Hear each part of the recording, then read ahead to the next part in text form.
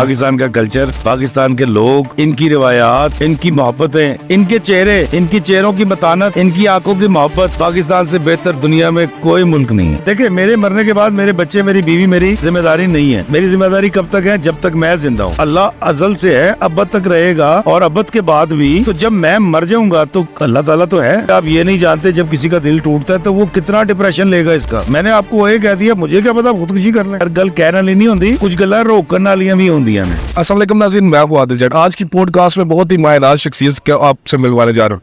इस वक्त JLM GT road पर एक चाय का ढाबा है, वहाँ पे बैठे हुए हैं और हमारे साथ मौजूद है इफ्तिखार इफ़ी साहब। अस्सलाम वालेकुम। वालेकुम अस्सलाम।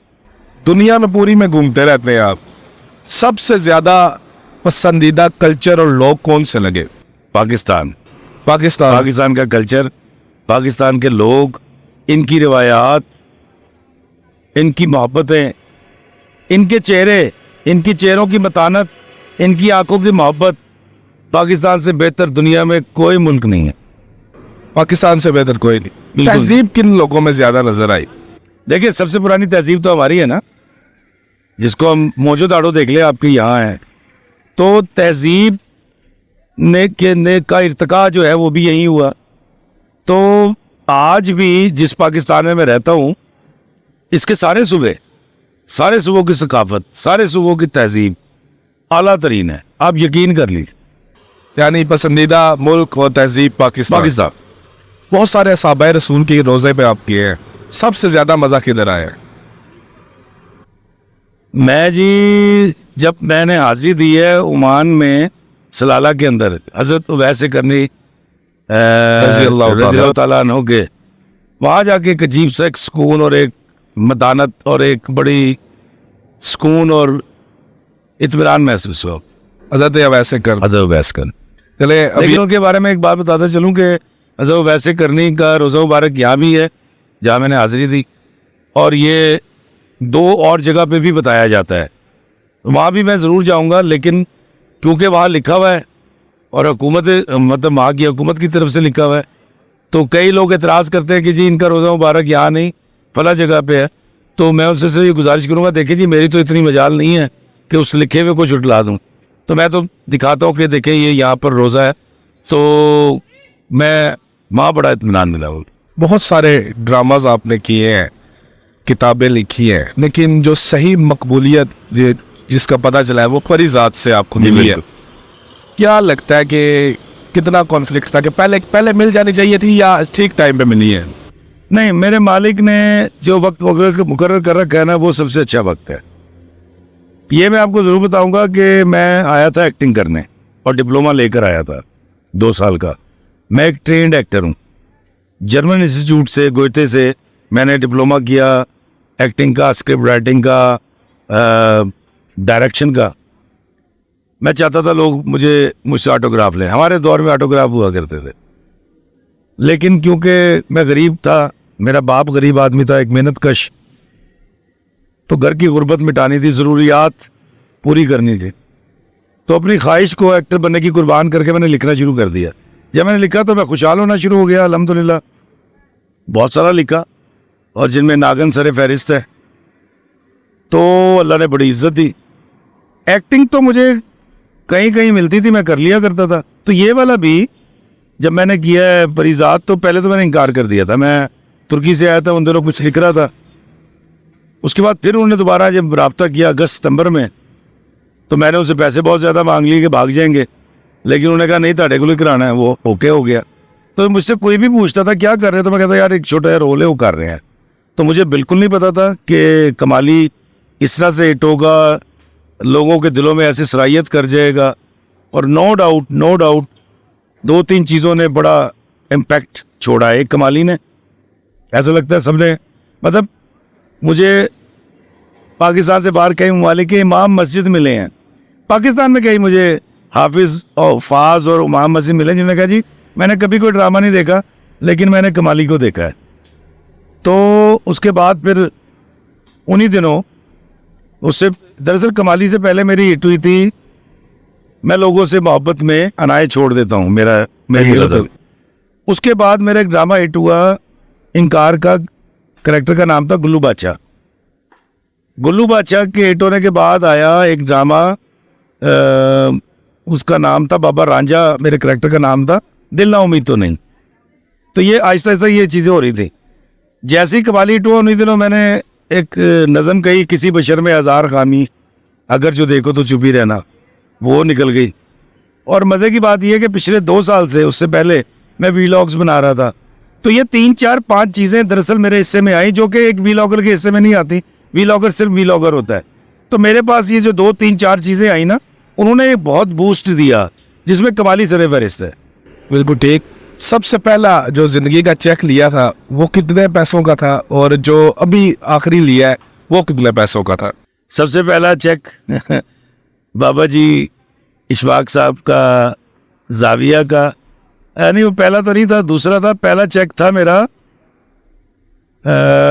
शाम सवेर पंजाबी एक ड्रामा था, उसका चेक था, छोटा सा, मैंने डमी रोल किया था, और वो चेक था 300 रुपए का, और जाविया का भी 300 रुपए का था। ये ऊपर तले जो चेक, उसके बाद जो लास्ट लिया है वो 35 लाख रुपए का लिया। जो आखिरी लिया वो 35 लाख। तो माशाल्लाह, अपने आप को किस कदर खुशकिस्मत समझते हैं आप कि एक ही वक्त में 2 लोगों, ऐसे लोगों की आपको सोबत नसीब हुई जो शायद सदी में 1 2 लोग होते हैं, इशफाक अहमद साहब और आपा बानो कुदसिया।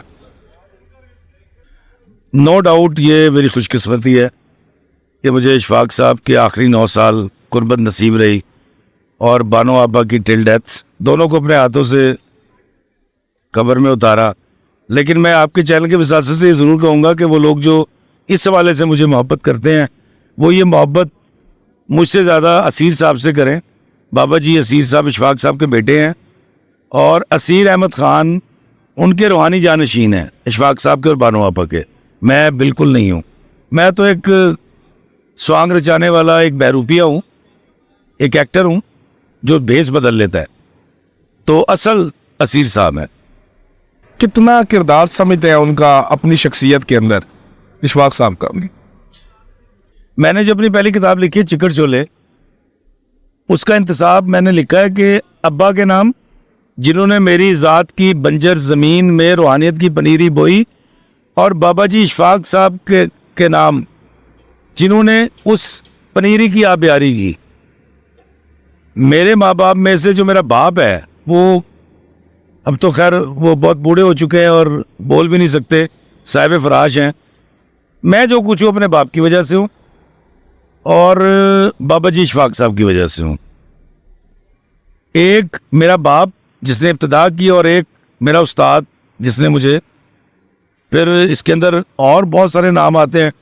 आज़म खुर्शीद साहब जिन्होंने जाविया शुरू किया था शायरी के अंदर, जो मैं आज़ाद शायरी कहता हूँ, ये इंस्पिरेशन उनसे ली। फिर डॉक्टर अनवर सजाद साहब मरहूम, वो भी मेरे ड्रामे के उस्ताद।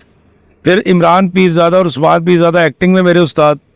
तो मेरे बहुत सारे असातिज़ा हैं जिनसे मुझे, जिन्होंने मेरी आबियारी की। फनकार जो होते हैं बड़े नफीस होते हैं। आप एक गरीब घर से थे, आपने बारहा अपने इंटरव्यूज़ में बताया, लेकिन शादी आपकी अमीर जगह पर होगी थी। तो वाइफ का वो साथ चलना, आप अक्सर बातें बताते हुए आप दीदा भी हो जाते हैं कि गाड़ी जब आपने पहले ली उसका वाक़या सुनाते हैं। एक ऐसी का आपका वाक़या अगर वो आप बता दें। देखिए जी, पहली बात तो ये कि मेरी शादी मेरी फुप्पीज़ाद भाई की बेटी से हुई है। फुप्पीज़ाद भाई माशाल्लाह, और मेरी जो सास हैं वो अल्लाह उनको ज़िंदगी दे, वो बड़े खाते पीते लोग, और सियासी घराना और ज़मीनें और ये जायदाद इस तरह के। तो इसलिए मेरी बीवी एक अमीर घर से आई, एसी में से आई, और 10 साल तक कूलर में सोती रही। मैं 10 साल के बाद एसी लगवा के दे सका था उसको। वो वाक़या जो आप कह रहे हैं, अभी कौन सा पूछा आपने वाक़या? वही एसी का वाला पूछा था, और गाड़ी वाला। हाँ, मैं आपको बताता हूँ जी। हुआ ये था कि जब मेरी शादी हुई तो जो मेरे कमरे में पंखा लगाया गया था, एक कमरा मुझे मिला था अपने घर में, वो पंखा, कैसर एक बच्चा है मेरा, स्टूडेंट है, वो बड़ा मशहूर है चैनल्स के अंदर, वो इंस्टॉलेशन करता है। अब वो बाकू सेटल हो गया है, वो पंखा उसने ला कर दिया था। वो पंखा उन्होंने ला के दिया था तोहफे में, कि जी उस्ताद जी आपकी शादी हो रही तो पंखा मेरी तरफ से। और जब ये अली पैदा हुआ मेरा बेटा, तो मैंने कैसर को फ़ोन किया, मेरे पास पैसे नहीं थे, तो कैसर इतने सारे नोट देकर गया। जब मैंने गिने तो वो तकरीबन थे 4100 या 4200 रुपये। तो मैंने बच्चे के वो सारे ड्यूज़ दिए, वो हॉस्पिटल के। फिर जब ईसा पैदा हुआ मेरे उस वक्त भी हालात नहीं थे, तो कैंसर आ गया। भाभी कितने ने, मैं कहा अंदर हॉस्पिटल के विच। तो फिर वो 3700 रुपये दे गया, वो मैंने आज तक उसको वापस नहीं किए हैं। क्या वजह उसकी? मैं ऐसे कहता हूँ यार रोज़े मैशर दूंगा तुझे, अल्लाह से कहूँगा कि ये इसकी नेकी है मेरे साथ। वो उतर नहीं सकते ना अब तो मैं उसको 35 करोड़ रुपया भी दे दूँ तो जिस वक्त में वो मेरे काम आया हुआ है वो तो नहीं उतर सकते। वो वक्त वापस नहीं आता। देखिए मैं आपको एक बात बताता हूँ, बिल गेट्स ट्रैवल कर रहा था, न्यूयॉर्क एयरपोर्ट में बैठा हुआ था, अखबार उठाया और ये सोच के कि यार $2-3 का उसने रख दिया, तो वो अखबार वाला उसको देख रहा था। उसने कहा पढ़ना है, उन्हें कहा रख ले, कहा नहीं, उन्हें कहा मेरी तरफ से रख, उन्हें पढ़ा, चला गया। 1 साल के बाद वही एयरपोर्ट था, वही बाबा था और वही अखबार था, वेट कर रहा था बिल गेट्स, उसने उसको अखबार दे दिया, वो चला गया। बिल गेट्स साहब जब मशहूर हो गए और इतने बड़े आदमी बन गए तो एक दिन उनको याद आया कि यार वो एक शख्स ने मेरे पे एहसान किया था, उन्हें उसको बुलाया, इसको लेकर आओ।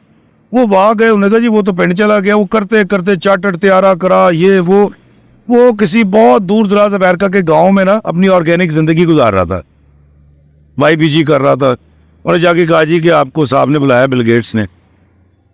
वो आ गया, बिल गेट्स के सामने बैठ गया आके, वो जिस शहर में भी थे। तो बिल गेट्स ने उसको कहा कि मुझे लगता है आपने मुझे पहचाना नहीं। उन्होंने कहा नहीं मैंने तुझे पहचान लिया। तो बिल गेट्स है, तेरे पास पैसे नहीं थे, 2 दफा मैंने तुझे अखबार दिया था। उसने कहा नहीं आपको मेरी अब की, उसने कहा मैं सहाफत का बंदा हूँ, मुझे पता तू अब तो बहुत अमीर आदमी है। उसने कहा मैं आपकी खिदमत करना चाहता हूँ उस एहसान के बदले। तो उसने कहा तू वो पैसे नहीं उतार सकता मेरे। तो बिल गेट्स से पूछा वो क्यों? उसने कहा जब मैंने तेरे पे एहसान किया था तेरे पास टका भी नहीं था और मेरे लिए वो $2 या $4 बहुत बड़ी अमाउंट थे, तो मैंने सोचा ही नहीं एहसान करते हुए, नेकी करते। मैंने कहा अल्लाह अब तेरे पास जितने मर्जी पैसे हो, अब तो तू किसी के साथ भी नेकी कर सकता है, लेकिन मैं उस वक्त नेकी नहीं कर सकता था, मेरी पोजीशन ऐसी नहीं। तो वो कैसर के पैसे जो है ना, मैं वो अल्लाह के हजूर दुआ करूंगा वहां जाके कि इसको, एक तो ये है। दूसरी बात ये है कि जब मेरी शादी हुई तो पहले साल गर्मियों के अंदर पंखे में मेरी बेगम साहिबा सोई, और फिर मेरे भाई ने अगले साल मुझे एक कूलर लगवा दिया था। तो उस 2007 तक वो कूलर में सोती रही। 2007 में हम सारे भाइयों ने मिलकर अब्बा जी के कमरे में एक AC लगवा दिया। तो उस छोटे से कमरे में मेरे माँ बाप, मेरा कुआरा भाई, मेरी बीवी, मेरे 3 बच्चे और मैं सोया करते थे। फिर जब 10वें साल मेरा पहला ड्रामा 2010 में बिका, उसका नाम था मिठास, PTV पे चला था। तो उसका जब मुझे चेक मिला, मैंने 1,30,000 रुपये में 13 एपिसोड लिखे थे PTV के। तो मैंने सबसे पहले 65,000 रुपये का AC खरीदा, मैंने फिर वो ला के उसको लगा के दिया। हालांकि ख्वाहिश ये थी कई सालों से कि मैं उम्रे पे जाऊं, लेकिन मैंने कहा अगर उम्रे पे जाऊंगा इसका AC रह जाएगा। तो वो फिर AC मैंने फिर ऐसे लिया था। वो जो मेरी गाड़ी है जो पहली मैंने आज तक नहीं बेची, मेरा BBC लंदन का एक ड्रामा था, उसके 4 सीन थे, सिर्फ 4 सीन। तो वो रेडियो का सोप था, प्यार का पासपोर्ट उसका नाम था। अभी भी आप जब सर्च करेंगे तो आ जाएगा। तो BBC का पहला रेडियो सोप था, वो आवाज़ चाहिए थी। तो जब उन्होंने गोरों ने हमें ब्रीफ किया तो उन्होंने हमें बताया कि आपकी आवाज़ सेलेक्ट हो गई है और इसके पीछे BBC है और फला। मैंने उनसे खुल के पैसे, मैं कहा 25,000 रुपये पर डे लवाऊंगा। तो कई वहाँ वो लोग थे जो मेन कर रहे थे, उन्होंने 1,500 रुपये पर डे पे किया, 2,000। तो मुझे सिर्फ 4 या 5 दिन के पैसे इतने मिले थे कि मैंने खैबर गाड़ी खरीद ली थी, लेकिन उसके अंदर 16,000 रुपये कम हो रहे थे। तो वो अली ईसा छोटे थे तो उन्होंने मुझे अपना मनी बॉक्स ला के दिया। जब मैंने वो तोड़ा तो वो 16,000 ही थे तकरीबन, 16,500। तो मैंने फिर वो पहली गाड़ी ली। आप खुद ही कहते हैं कि जब आसाइशें आती हैं तो साथ में कबाहतें भी आ जाती। जब ये शोहरत आसाइशें आपके पास ज़िंदगी में आई तो साथ में कबाहतें भी आई। बिल्कुल जी, बाबा जी इशफाक साहब फरमाया करते थे कि एमी हर शय अल्लाह को मुँह चुके ना मंग लिया करो, वो दे देंदा होंदा है। जे दे देवे ना तो फिर कबाहतां भी आंदियां ने। मैं आपको छोटी सी मिसाल देता हूँ कि जब मैंने ये गाड़ी ली, 2008 मॉडल आई है, लेकिन मैंने इसको लिया था 9.25 लाख रुपए की, यूज़ में ली थी। मेरे ख्याल शायद 7-8 साल पहले की बात है। जब मैंने गाड़ी ली तो बड़ी साफ़ सुथरी थी, मैं लेके घर गया, मैंने गली में खड़ी की, घर के आगे, मेरी गली बंद है, तो अपनी अम्मी को लेकर आया। अम्मी ने गाड़ी देखी, कहती वाह वाह वाह वाह कितनी अच्छी गाड़ी, मुबारक हो, माशाल्लाह, मत्था चुमया। कहती काका इतना खिलाड़ी चोरी हो जाएगी। खैर मैं चुप कर गया। छोटा भाई आया, ओ यार इफ़ी भाई आपने लिए? मैं कहा यार बड़ी अच्छी गाड़ी है, क्या बात है, यहाँ ना खड़ी करना, चोरी हो जाएगी। सामने हमारे एक रिक्शे वाले साहब थे, वो आए, तो कार साहब क्या बात है, कितने दी ली? 10.25 लाख रुपए दी, बहुत अच्छी गाड़ी, ऐसे ना खिलाना, चोरी हो जाएगी। खैर मैं अंदर गया, खाना लाया, रखा बीवी ने, मैं खाना खाने लग गया, तो मेरा छोटा भाई आ गया, उसने गाड़ी देखी, यार बड़ी अच्छी गाड़ी है। मैं कहा फिर? कहता यहाँ ना खड़ा करना, चोरी हो जाएगी।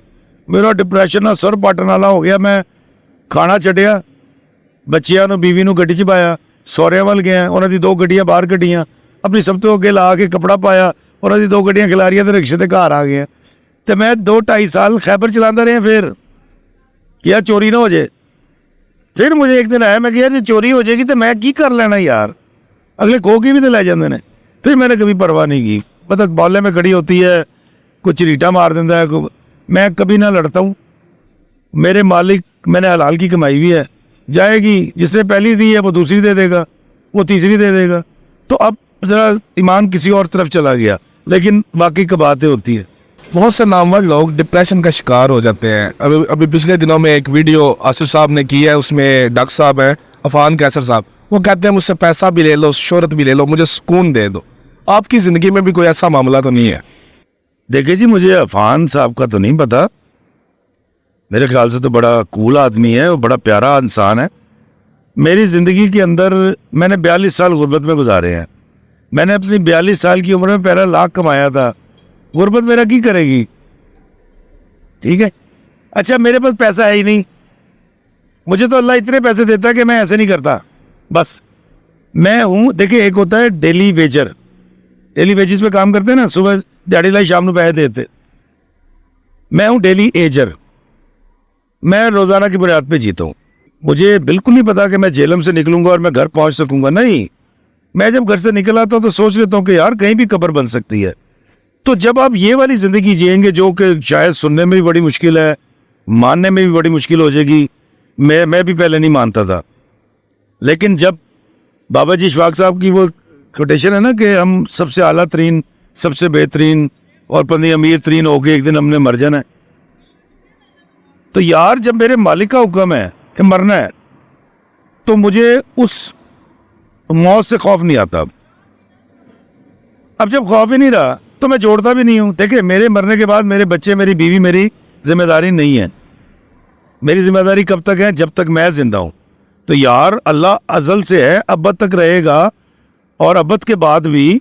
तो जब मैं मर जाऊँगा तो अल्लाह ताला तो है, तो मैं इसलिए ना जोड़ता हूँ। अच्छा मेरे पास पैसे इतने आते भी नहीं है कि मैं जोड़ूँ, क्योंकि मैं बड़ी पटाखेदार बातें मैं ऐसी कोई करता ही नहीं हूँ। मेरा तो सिर्फ एक मतबा नज़र है कि यार जो सुने वो मोहब्बत मतानत से भर जाए, माफ़ी दरगुजर पे राज़ी हो जाए और अल्लाह के बंदों से प्यार करना शुरू कर दे। तो इसलिए ना मेरे पास इतना है। लेकिन मैं आपको बताऊं कि डिप्रेशन जो है ना, आज से कोई 11-12 साल पहले मैं फेस कर चुका हूँ। मैंने उसी वक्त ये सोचा था, आपको पता है मैं वीलॉगर नहीं हूँ। मैंने तो जब पैंडेमिक के अंदर वीडियो बनाने शुरू किए, पहले रमज़ान को मैंने, क्योंकि उसलिए हर बंदा ना वो कोरोना साढ़े मोहल्ले च इन्ने मर गए, सारा अजीब सी मैंने वीडियो बनाई बगैर मास्क के, मुस्कुराते हुए, और कोरोना की बात नहीं की। मैंने वो डाली, वो 37,000 फॉलोवर थे मेरे पेज पे, वो 16,000 लोग आगे देखने। मैंने रमज़ान जब ख़त्म हुआ तो मैं 80,000 फॉलोवर्स लेके बैठा हुआ था, और एक वीडियो मेरा 1 मिलियन क्रॉस कर गया था। ये तो आप जैसे किसी भले ने कहा कि भाई तू ये वीडियो बनाता है उस पर क्यों नहीं डालता है यूट्यूब पे। मैंने यूट्यूब पे डालने शुरू कर दिए। इधर से शोबिस मुझे छोड़ रहा था, मैं अपनी चीज़ें बेच रहा था, 2 प्लाट थे वो बेचे, पैसे खर्चे, 27-22 लाख के कर्जे में आ गया, तो यूट्यूब ने पैसे देने शुरू कर दिए। मैं कहीं आ रहे थे कम चंगा है भाई, क्योंकि मैंने तो खुश रहना है, मैंने तो बच्चे पालने हैं, तो मैं ये क्यों सोचूं कि मैंने चिपक के रहना है शोबिस के साथ। मैंने दरअसल जीना है और खुशी के साथ जीना है, तो इसलिए मैंने शोबिस को खैराबाद का, ये जो आपने राजा पलस्तर देखा है, परिजात, तो उससे चल गया था, ये 3 साल पहले परिजात के साथ रिकॉर्ड हुआ था। मतलब मैं लाहौर शूटिंग कराता था, फिर गाड़ी निकालता था, कराची जाता था, परिजात की रिकॉर्डिंग कराता था, 2 दिन बाद गाड़ी चला के आता था, यहाँ रिकॉर्डिंग करा के राजा पलस्तर की मैं इस्लामाबाद चला जाता था परिजात करने। मतलब मैं गन चक्कर बना हुआ था उन दिनों। ये तो लोगों को नहीं पता ना, परिजात का जो घर है वो इस्लामाबाद में है, ड्रामे में जो दिखाया है, और जो उसका ऑफिस है वो कराची में है। वाह। तो जो दिखाते थे ना सवेरे ऑफिस में से हम निकले और घर वो सर वो शूटिंग के लिए हमें 2 मुख्तलिफ शहरों में जाना पड़ा है। तो ये सारी बात है। तो मेरा ख्याल है डिप्रेशन नहीं होना चाहिए, खुश रहना चाहिए। और मुझे ऐसा लगता है कि मौत भयानक नहीं होगी, बड़ी अच्छी कोई चीज़ होगी, क्योंकि मेरे मालिक ने चुनी है। अगर जन्म के बाद, पैदाइश के बाद दुनिया इतनी अच्छी है, जिसमें माँ बाप हैं, जिसमें बहन भाई हैं, जिसमें मोहल्लेदार हैं, जिसमें पहाड़ है, झरने हैं, दरख्त हैं, फूल हैं, तो ये कैसे मुमकिन है कि मौत के बाद कोई बड़ा कोई अजीब सा सीन नहीं होगा? मेरा ख्याल ऐसा नहीं होगा। बचपन में आप शरारती थे, आप वीडियो में कहते हैं तवीज़ लाकर आपके वालिद आपको डाले, अभी भी शरारतें करते हैं?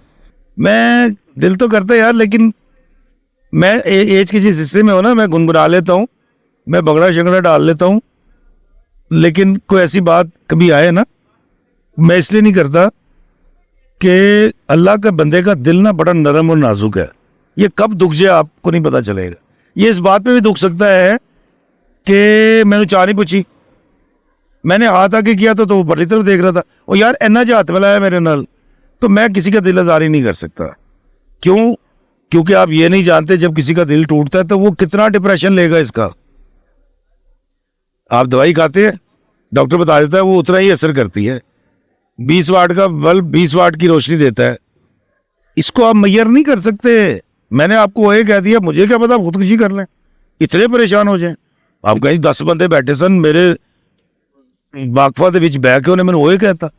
इसलिए मैं बड़ा दिल करता है शरारत करने को आज भी, या जुगत करने को। जुगत जो हमारे पंजाब का कल्चर भी हमारी गुफ्तगू का हिस्सा है, जिसको उर्दू में फप्ती कहते हैं, फप्ती कसना, लेकिन मैं रोक लेता हूँ। बाबा जी कहते थे कि हर गल कहने वाली नहीं होंगी, कुछ गल्लां रोकने वालियां भी होंदियां ने। आखिरी सवाल है मेरा आपसे कि आप जेहलम की तारीख पे चंद बातें बोलते हैं, लेकिन बड़ा कॉन्फ्लिक्ट है, जो तारीख हमें पता है और जो आप बताते हैं, इसके पीछे क्या वजह है? कि मुरखीन तो 2 तरह के होते हैं, एक फातेह के साथ होते हैं और एक जो है जो हार गया होता है उसके साथ होते हैं। नहीं, गैर जानिबदार भी होते हैं। गैर जानिब, अगर हम सच करें ना तो देखिए, मुझे चनाब से इस तरफ का सारा इलाका बहुत पसंद है, मैं इनको दोनों हाथों से सलाम करता हूँ। उसकी वजह मैं आपको बता देता हूँ। जब भी हमलावर आते थे, ये लोग टट के मुकाबला करते थे, ये लड़ते थे अपनी फसलों के लिए, अपनी बका के लिए, अपनी धरती के लिए। ठीक है, इन्होंने दरिया से उस पार कभी घर नहीं, वो शहर नहीं बसाया। मैं तो रहते रावी के उस तरफ हूँ, मेरे बड़े भी वही रहते थे।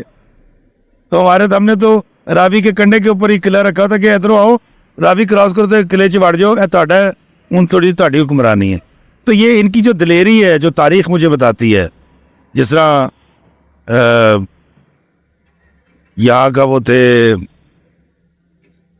सुल्तान सारा खान गखड़, तो ये दलेरों की धरती है तो सारी, मैं ऐसे नहीं कहता, मतलब क्योंकि मैं सिर्फ इस खिते की बात कर रहा हूँ, मैं तो सिंध की बात नहीं कर रहा। सिंधी बड़े दलेर हैं, बलोची भी बहुत दलेर हैं, कश्मीरी भी दलेर है, मैं कतन ऐसी बात नहीं कर रहा। लेकिन ये वाला जो, क्योंकि आपने जेहलम की बात की है, तो यहाँ के लोग मुझे बहुत अच्छे लगते हैं, इसलिए कि ये इतने दलेर हैं कि अज भी एडे दलेर ने, डंकी मार जाते हैं।